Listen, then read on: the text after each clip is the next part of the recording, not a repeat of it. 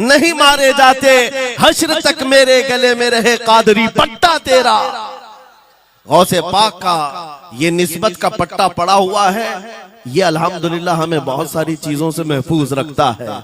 हमें जाहिर सी बात है आज इसी बात पर फख्र भी है। लोग मौलाना साहब कह रहे हैं हक बात कहना इस जमाने में नहीं, हर जमाने में दुश्वार रहा है, हर जमाने में दुश्वार रहा है। लेकिन ऐ नौजवानों, अगर तुम्हें अपनी निस्बत पर यकीन है कि मेरा पीर गौसे आजम जैसा है, मेरी निस्बत मुस्तफा करीम सल्लल्लाहु अलैहि वसल्लम से है, तो फिर खौफ किस बात का, डर किस बात का। इसीलिए हम डंके की चोट पर बोलते हैं, क्यों दबे जिस पे हिमायत का हो पंजा तेरा, शेर को खतरे में लाता नहीं कुत्ता तेरा। अजीजा ने गिरामी वकार, आज सुल्तानुल औलिया गौसुल आजम की बारगाह में हम खिराज अकीदत पेश करने आए। जो बातें मैं अर्ज कर रहा हूं वो गौर से सुने। करामात ये औलिया इकराम की जिंदगी का हिस्सा है, अल्लाह की तरफ से उन्हें दिया गया। करामत क्या है? ऐसा मुहय्यरुल अक़ूल काम, अक्ल को हैरत में डाल देने वाला काम जो आम इंसान नहीं कर सकता, आम इंसान की अकल में ना आए। अल्लाह के वली से सादिर होने वाला ऐसा कोई काम, उसको करामत कहते हैं। लेकिन करामत औलिया इकराम की विलायत को साबित करने के लिए जरूरी नहीं। औलिया इकराम की विलायत को साबित करने के लिए करामत नहीं दिखाई जाती, शरीयत पर इस्तिकामत ये विलायत की अलामत है। अगर वो मजबूती के साथ हर जमाने में अपने दीन पर जमा हुआ है, वो अल्लाह का वली है, वो अल्लाह का वली है। आज भी हमारी कौम औलिया को ढूंढने पर लगी हुई है। सुनो, अल्लाह का वली ढूंढना चाहते हो तो ढूंढने के लिए निकलते हैं और पीछे पड़ जाते हैं, देखते हैं ये ठोकर मार करके सोने का सिक्का निकाल सकता है कि नहीं निकाल सकता है। औलिया को इन्हीं बातों पर आज भी लोग परखते हैं, सोचते हैं कि अभी बाबा आसमान पर उड़ेंगे तो मैं समझ लूंगा अल्लाह के वली हैं, पानी पे चल के दिखाएंगे तो मैं समझ लूंगा अल्लाह के वली हैं, मैं यहीं बैठा हूँ अचानक मेरे पास पैसों का थैला खोल के दे दें अल्लाह के वली होंगे। यानी तुम एक जगह बैठे रहो, हलवा खिलाने वाले बाबा जिसको तुम समझोगे अल्लाह का वली है। मेरे अजीजों, ये जो चीजें तुम समझ बैठे हो अल्लाह के वली के लिए, ये जरूरी नहीं, बल्कि ये देखो कि वो नबी पाक की शरीयत पर कितना कायम है, मेरे नबी के रास्ते पर कितनी मजबूती से जमा हुआ है। मैं आपको पूछता हूँ, सय्यदुश शुहदा इमाम अली मकाम इमाम हुसैन आजम से बढ़कर अल्लाह का वली कौन? अल्लाह का वली कौन है? सारे औलिया इकराम की निस्बत वहां जाकर खत्म होती है।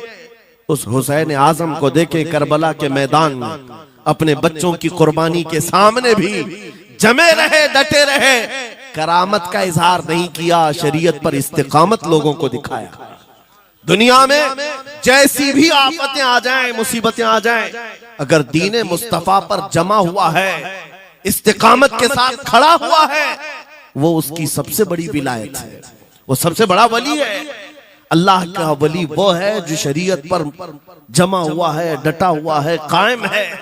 और करामात औलिया इकराम की जिंदगी का एक छोटा हिस्सा है, छोटा हिस्सा है, और इस्तिकामत ये बहुत बड़ा हिस्सा है। जमे रह जाना किसी बात पर, खौफ न खाना बातिल ताकतों से, न डरना इन जालिमों से, ये औलिया इकराम की जिंदगी का खास वतीरा है। आज हम सबको जिस चीज की जरूरत है वो करामत की नहीं, इस्तिकामत। करामतें सुनते भी आया, अब करामत से आप ये समझते हैं कि काया पलट जानी चाहिए। लोग आज मजाक भी करते हैं, कुछ वो मॉडर्न ख्याल के डॉक्टरों और प्रोफेसरों के लेक्चर सुन करके पागल जो हो चुके सोशल मीडिया पर, वो भौंकते हैं करामात औलिया पर। क्या अब करामात क्यों नहीं दिखाते अल्लाह के औलिया? ये जो हालात बदले हुए हैं, इन हालात में इनकी करामतों से जमीन क्यों नहीं पलट जाती, जालिमों के मुंह में कीड़े क्यों नहीं पड़ जाते? मेरे अजीजों, पूरी दुनिया करामात से नहीं चलाई जाती, वो अल्लाह मुसब्बिबुल अस्बाब, असबाब पर रखा है। एक मशहूर जमाना बुजुर्ग हजरत मोहम्मद जाम रहमतुल्लाह अलैह बगदाद हलाकू के जमाने के थे। हलाकू बादशाह जिसने बस्तियों की बस्तियां वीरान कर डाली, और इतने कत्ल कर दिया था, जहां से गुजरता था इंसानों की खोपड़ियां। उसका जब बगदाद पर हमला करने का इरादा हुआ तो बगदाद से कई मील दूर उसका लश्कर लेकर वो पड़ाव किया और अपने 2 सिपाहियों को बगदाद का मुआयना करने के लिए भेजा। और उसकी दहशत तारी थी सब शहरों में, हलाकू अगर आ गया तो हिलाक हो जाएंगे, इसके फौजी सबको बर्बाद कर डालेंगे। हलाकू का नाम सुनते ही लोगों में दहशत तारी होती थी। तो 2 सिपाही 2 फौजी हलाकू के बगदाद मुआयना करने के लिए आए तो लोगों में खलबली मच गई, अब जाएं तो कहां जाएं। तो हजरत मोहम्मद जाम रहमतुल्लाह अलैह एक बुजुर्ग थे, उनके पास लोग दौड़ते हुए आए और वो वजू फरमा रहे थे, उनके हाथ में पानी का कटोरा था और आकर के लोग रोने लगे, हुजूर हलाकू आ गया, बगदाद तबाह कर डालेगा, बगदाद को बर्बाद कर देगा, आप बचा ले, अल्लाह के वली हैं, आप दुआ करें। उन्होंने अपनी कटोरी पलट दी और कहा जाओ, अल्लाह हिफाजत करेगा। रिवायत में मिलता है कि वो 2 सिपाही ढूंढते ढूंढते रह गए, उनको बगदाद नजर ही नहीं आया। कोई बगदाद का न घर दिखा, न महल, न रास्ता, कुछ नहीं। वापस वो अपने बादशाह के पास जाकर कहते हैं हम तो बहुत ढूंढ करके आए, बगदाद मिला ही नहीं।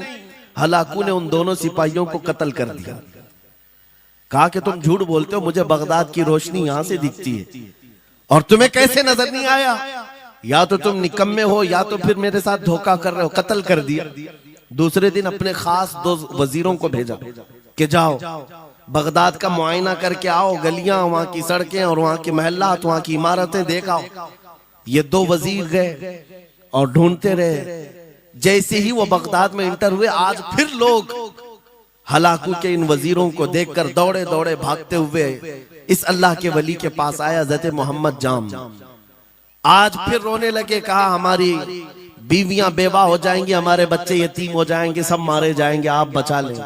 आज फिर से उन्होंने कटोरी पलट दी, कहा जाओ अल्लाह हिफाजत फरमाएगा। अल्लाह वालों का ये तसर्रुफ है, ये करामात है। वो चाहे तो पूरे लोगों को पोशीदा कर दे जालिमों की नजर से। दूसरे दिन वो वजीर भी ढूंढते रह गए, उनको भी बगदाद नजर नहीं आया। वापस गए, बादशाह के वो बड़े मोतमद लोग थे, कहा कि हम भी गए लेकिन हमको बगदाद नजर नहीं आया। हलाकू को बड़ा ताज्जुब हुआ, ऐसा कैसे हो सकता है? लोकेशन बिल्कुल सही है, हम सामने चंद मील के फासले पर है और इनको बगदाद नजर क्यों नहीं आता? तीसरे दिन उसने कहा कि अब किसी मुआयने की जरूरत नहीं, कोई जायजा लेने की जरूरत नहीं, हम डायरेक्ट जाते, फौज को तैयार करो। पूरी फौज को लेकर के जब तैयार होकर वो बगदाद के सरहद पर आकर खड़ा हो गया, उसके जंग का बिगल बजा और तबाही के आवाजें आने लगी, तो आज लोग फिर दौड़ते हुए हजरत मोहम्मद जाम के पास आए और उनसे रो रो कर गिड़गिड़ाने लगे, कहा आज तो आफत आ गई, बड़ी बला आ गई। तवज्जो से सुनना मेरे अजीज, आज आप अगर ना बचाएं तो सब तबाह हो जाएंगे, बर्बाद हो जाएंगे। आज आप अपनी कटोरी उठा रहे थे, उन्हें गैब से निदा आई, ए मेरे महबूब बंदे, कब तक तुम अपनी कटोरी उठाकर इनको बचाते रहोगे? इनको मोहलत दी गई थी अपने अमाल दुरुस्त करने की, ना इन्होंने तौबा किया, ना अपने अमाल दुरुस्त किए, इनको इनके हाल पर छोड़ दो। अल्लाह के वलियों को हुक्म होता है अल्लाह का, अब इन्हें न बचाया जाए तो जाहिर सी बात है वो हुक्म इलाही के पाबंद है। उन्होंने वो कटोरी छोड़ दी। फिर हलाकू दाखिल हुआ बगदाद में और ऐसी तबाही मचाई थी कि पूरे बगदाद की सड़कों में सिर्फ खून ही खून था, तबाह बर्बाद कर दिया, ईंट से ईंट बजा डाली। इस वाक़े को मैंने पढ़ा, उसके बाद ये महसूस हुआ अल्लाह के औलिया इकराम मदद जरूर करते हैं लेकिन एक वक्त तक।